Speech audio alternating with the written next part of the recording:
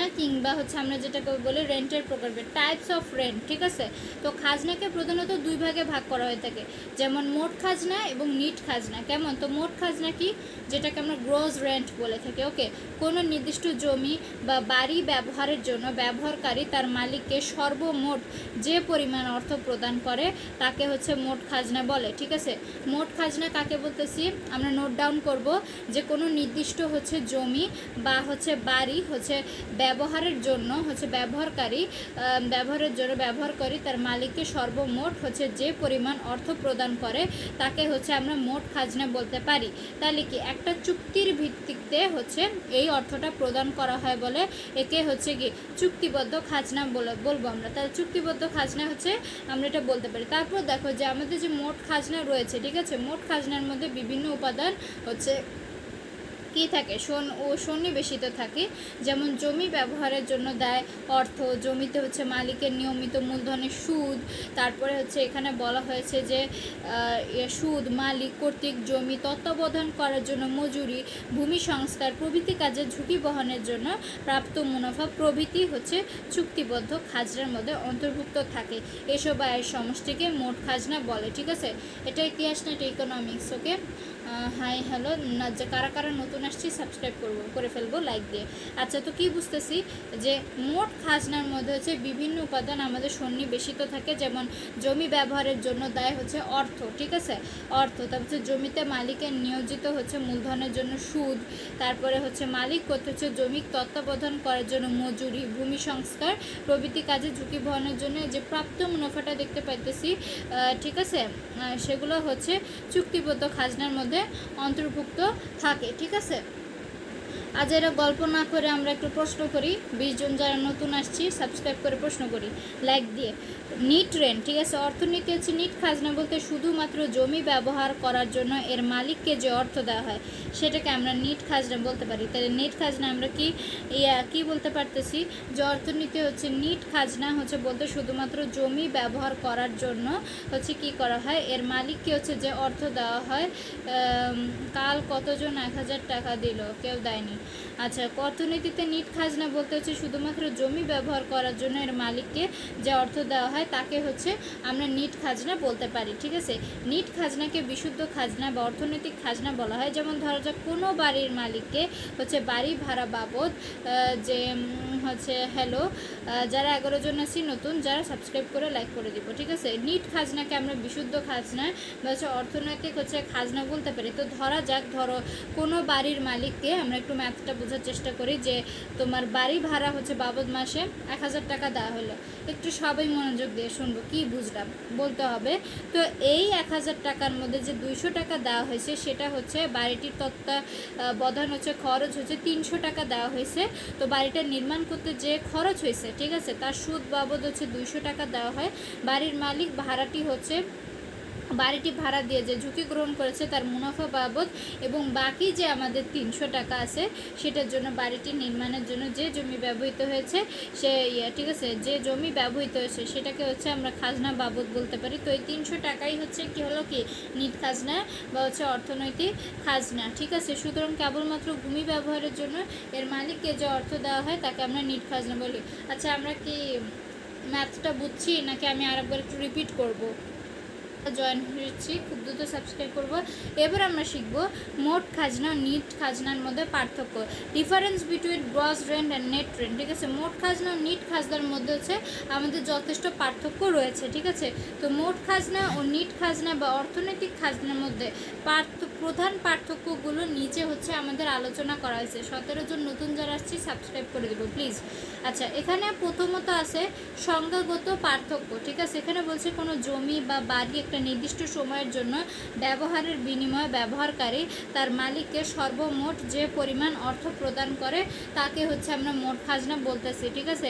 এক্ষেত্রে হচ্ছে জমি ব্যবহারের মূল্য ছাড়াও হচ্ছে জমিতে হচ্ছে নিয়োজিত মূলধনের সুদ, তারপরে হচ্ছে আমাদের কি বলছে ভূমি তত্ত্বাবধানের জন্য মজুরি, ভূমি সংস্কার প্রভৃতি কাজের ঝুঁকি বহনের জন্য প্রাপ্ত মুনাফা প্রভৃতি হচ্ছে আমাদের অন্তর্ভুক্ত থাকে। যেমন পক্ষান্তরে কেবলমাত্র যদি আমরা ভূমি ব্যবহারের জন্য ভূমির মালিককে যে পরিমাণ অর্থ প্রদান করা হয় তাকে নিট খাজনা কিংবা অর্থনৈতিক খাজনা বলতে পারি। ঠিক আছে, এবার 2 হচ্ছে পরিধিগত পার্থক্য, মানে কি মোট খাজনার পরিধি নিট খাজনার পরিধির তুলনায় অনেক বেশি বিস্তৃত। কারণ হচ্ছে নিট খাজনা মোট খাজনার হচ্ছে অন্তর্গত একটা উপাদান মাত্র, এজন্য মোট খাজনার হচ্ছে পরিধি অপেক্ষাকৃত ব্যাপক এবং বিস্তৃত। তারপরে উপাদানগত পার্থক্য, তো মোট খাজনার মধ্যে অনেকগুলো উপাদান আমাদের অন্তর্ভুক্ত থাকে। 16 জন কারা নতুন নতুন জয়েন হয়েছে চ্যানেলটা সাবস্ক্রাইব করবো, ওকে। আচ্ছা, তো এবং আমরা একটু যারা সাবস্ক্রাইব করছি একটু কমেন্টে লিখি আমরা। তো এখানে বলছে যে পরিধিগত আমাদের যে পার্থক্যটা রয়েছে এটা আমরা আন্ডারলাইন করব যে মোট খাজনার পরিধি হচ্ছে নিট খাজনার পরিধির তুলনায় অনেক বেশি বিস্তৃত, কারণ নিট খাজনা মোট খাজনার অন্তর্ভুক্ত হচ্ছে একটা উপাদান মাত্র, এজন্য মোট খাজনার পরিধি অপেক্ষাকৃত ব্যাপক এবং হচ্ছে বিস্তৃত। তারপর আসো 3 নম্বর বলেছে আমাদের উপাদানগত পার্থক্য কেমন, যেমন মোট খাজনার মধ্যে অনেকগুলো হচ্ছে উপাদান ঠিক আছে অন্তর্ভুক্ত থাকে, যেমন ভূমি ব্যবহারের জন্য প্রদত্ত অর্থ, তারপরে মূলধন ব্যবহারের জন্য সুদ, ভূমি তত্ত্বাবধান ও রক্ষণাবেক্ষণের জন্য মজুরি এবং হচ্ছে ঝুঁকি গ্রহণের জন্য মুনাফা। কিন্তু নিট খাজনার মধ্যে শুধুমাত্র একটা উপাদান অন্তর্ভুক্ত থাকে, সেটা হচ্ছে কি যে ভূমি ব্যবহারের জন্য প্রদত্ত আমাদের অর্থ। কেমন?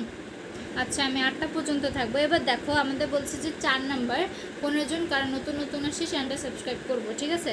যে চুক্তিভিত্তিক খাজনা কিংবা হচ্ছে অর্থনৈতিক খাজনা হচ্ছে যেটাকে বলে, তো মোট খাজনার বেলা হচ্ছে সাধারণত ব্যবহারকারী ও মালিকের মধ্যে পূর্ব চুক্তি অনুযায়ী হচ্ছে আমাদের নির্ধারিত হয়। কেমন? এজন্য মোট খাজনাকে আমাদের চুক্তিবদ্ধ খাজনা বলা, অন্যদিকে নিট খাজনা বলতে অর্থনৈতিক খাজনাকেই হচ্ছে বোঝানো হয়। ঠিক আছে, তারপরে দেখো 5 নম্বর কি বলেছে যে অংশগত পার্থক্য। ঠিক আছে, অংশগত পার্থক্যের মধ্যে কি বলেছে যে মোট খাজনা হলো হচ্ছে খাজনা হিসেবে হচ্ছে প্রাপ্ত হচ্ছে সর্বমোট হচ্ছে আমাদের অর্থ। ঠিক আছে, সর্বমোট অর্থ। তো নিট খাজনা মূলত মোট খাজনারই হচ্ছে কি একটা অংশ মাত্র। কেমন? Shed hi hello. আচ্ছা, তো মোট খাজনার মধ্যে হচ্ছে আমাদের নিট খাজনা যেটা সেটা হচ্ছে অন্তর্ভুক্ত থাকে, কিন্তু নিট খাজনার মধ্যে মোট খাজনা কি থাকে না, অন্তর্ভুক্ত থাকে না।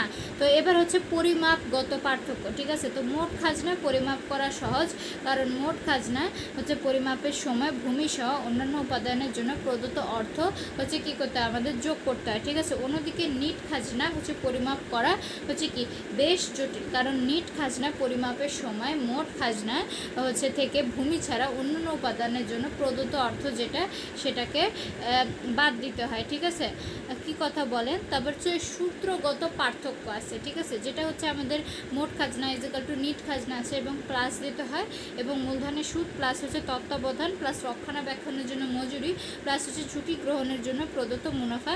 অন্যদিকে নেট খাজনা ইজিক্যাল টু মোট খাজনা মাইনাস মূলধনের সুদ, তারপরে হচ্ছে প্লাস তত্ত্বাবধান রক্ষণাবেক্ষণের জন্য মজুরি। সবাই একটু জয়েন হবো প্লিজ, এর জন্য মজুরি অল্প একটু আছে, অল্প একটু পরে শেষ করে দেবো, প্লাস ঝুঁকি বহনের হচ্ছে মুনাফা। ঠিক আছে, এটাও আমরা নোট করে নেব। এবার আসো উদাহরণগত পার্থক্য। কেমন? একটু জয়েন হবো প্লিজ।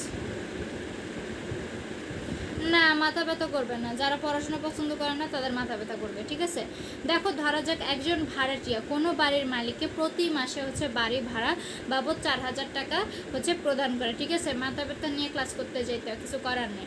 এটা হলো হচ্ছে মোট খাজনা। কেমন? মোট খাজনা। তো এই 4000 টাকার মধ্যে হচ্ছে মূলধন ব্যবহারের সুদ বাবদ 1000 টাকা, তত্ত্বাবধান ও রক্ষণাবেক্ষণ বাবদ ধরো আমাদের 500 টাকা, ঝুঁকি বহনের জন্য ধরা হচ্ছে আমাদের 1000 টাকা, এবং জমি ব্যবহারের জন্য হচ্ছে 1500 টাকা হচ্ছে কি আমাদের প্রদান করা হয়। ওকে, তো এখন দেখো এখানে হচ্ছে জমি ব্যবহারের জন্য প্রদত্ত 1500 টাকাই হচ্ছে আমাদের কি নিট খাজনা। সুতরাং নিট খাজনা ও মোট খাজনা নিট খাজনার মধ্যে যথেষ্ট আমাদের পার্থক্য রয়েছে। আমরা বুঝতে পারতেছি নিট খাজনার তুলনায় মোট খাজনা একটি বৃহত্তর ধারণা। তবে যদি আমরা দেখি যে অর্থনৈতিক দৃষ্টিকোণ থেকে মোট খাজনার তুলনায় নিট খাজনা বা অর্থনৈতিক খাজনা হচ্ছে কি অধিকতর গুরুত্বপূর্ণ। ঠিক আছে, তো এই হচ্ছে আমাদের জিনিসটা। আচ্ছা, তো খাজনা সম্পর্কে এত পরে কি হবে, টিচার হব ভবিষ্যতে, তাই টিচার বা লয়ার হব এরকম একটা ইচ্ছা আছে। ঠিক আছে, জি বন্ধু করে নেব শান্ত, আপনি আমার অন্য ভিডিওতে যে কমেন্ট করবেন। আচ্ছা ঠিক আছে, পরবর্তীতে খাজনা নির্ধারণ, রিকার্ডোর খাজনা তত্ত্ব, তারপরে রিকার্ডীয় হচ্ছে খাজনা তত্ত্বের হচ্ছে নাইম এবার আমি হাইট করব। ঠিক আছে। আচ্ছা, আজের পাবলিক আমার ইয়েতে থাকতে পারবে না। আচ্ছা, রিকার্ডি ও খাজনা তত্ত্বের সমালোচনা, তারপরে খাজনা নির্ধারণ, তারপরে আধুনিক খাজনা তত্ত্ব আছে, তারপরে মানে আরও যত যত আছে এগুলো হচ্ছে আমরা হচ্ছে সব পড়ে নেব, ঠিক আছে। তো এই পরবর্তীতে আমাদের এটাই থাকবে, ঠিক আছে। ভিডিওতে লাইক দিয়ে দিয়েছি, কেমন করে দিয়েছি শেয়ার করে দিলাম আমার বন্ধু বানিয়ে হচ্ছে তোমাকে। থ্যাংক ইউ সো মাচ আমাকে এতটা সাপোর্ট দেওয়ার জন্য। আপনি হচ্ছে একটা কাজ করবেন, শান্ত, সেটা হচ্ছে আমার লং ভিডিওতে যাবেন, লং ভিডিওতে যে হচ্ছে কাইন্ডলি আপনি প্লিজ কষ্ট করে কমেন্ট করে দেবেন, দেন হচ্ছে আমি আপনার ইয়ার লোগো যাবো, চ্যানেলের লোগোতে যেয়ে দেন হচ্ছে চ্যানেলটা সাবস্ক্রাইব করে দেবো, ঠিক আছে। তো আজকে সংজ্ঞা টঙ্গা শিখলাম, তারপরে পরবর্তীতে যদি রাতে ভালো লাগে তাহলে এটা পড়বো, নাহলে অন্য সাবজেক্টে আমরা সুইচ করতে পারি, ঠিক আছে। এটা আমরা দেখব। আচ্ছা ঠিক আছে, কারা জয়েন হয়েছে খুব দ্রুত চ্যানেলটা সাবস্ক্রাইব করবো, ঠিক আছে। আমি যেটা বললাম সেটাই।